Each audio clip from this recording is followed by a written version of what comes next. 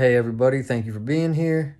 And today we're going to discuss Mercury Retrograde in Pisces and how it's going to feel a little bit different than some of the other signs of Mercury Retrograde, because usually it kind of straddles in between two signs, and this time it's not going to. It's just Pisces alone.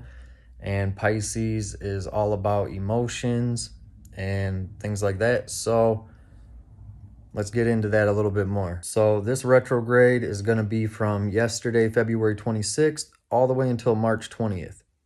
So when Mercury goes retrograde, it appears to move backwards from Earth's perspective. And astrologically, this is going to correlate with misinterpretations, delay reversals, revisiting the past, technology glitches, and contracts needing review. So Pisces is emotional, dreamlike, intuitive, spiritual, escapist, and boundaryless. So instead of logical errors, this retrograde is going to be more emotional and psychological. So it's not going to be things like, did I send the wrong text? It's going to be more, did you mean that? I feel like you're pulling away, and I feel like something's off. And you should expect things like reading between lines that aren't there, heightened sensitivity, projection, old emotional wounds resurfacing, and dreams becoming symbolic or vivid.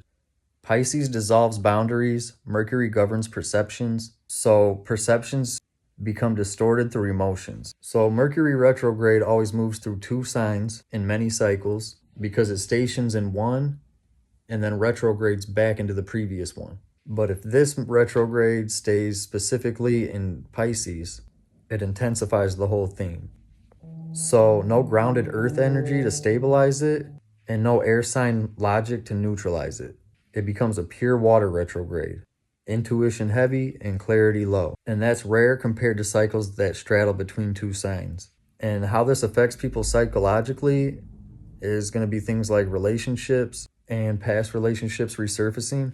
Pisces rules karma and unfinished emotional business, like exes texting and old memories flooding back in. It can cause spiritual confusion or spiritual awakening. That could be things like doubting your path or suddenly being called to a new calling and something much deeper than you've been doing. And like I said, escapism is going to increase. It's going to be things like social media usage, alcohol, fantasies, avoidance behaviors. There's going to be a lot of emotional projection and people accusing you of what they feel internally. But there's also going to be a creative surge. So this is going to benefit people like artists. It can increase imagination, and it's going to enhance reflection time. So this could be great for journaling, therapy, meditation, and shadow work. And the people that are going to be most affected by this are going to be Virgo, Gemini, Sagittarius, and of course Pisces.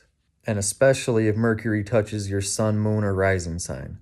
Water signs might feel highly emotional, and air signs are going to feel things like frustration because of a lack of clarity.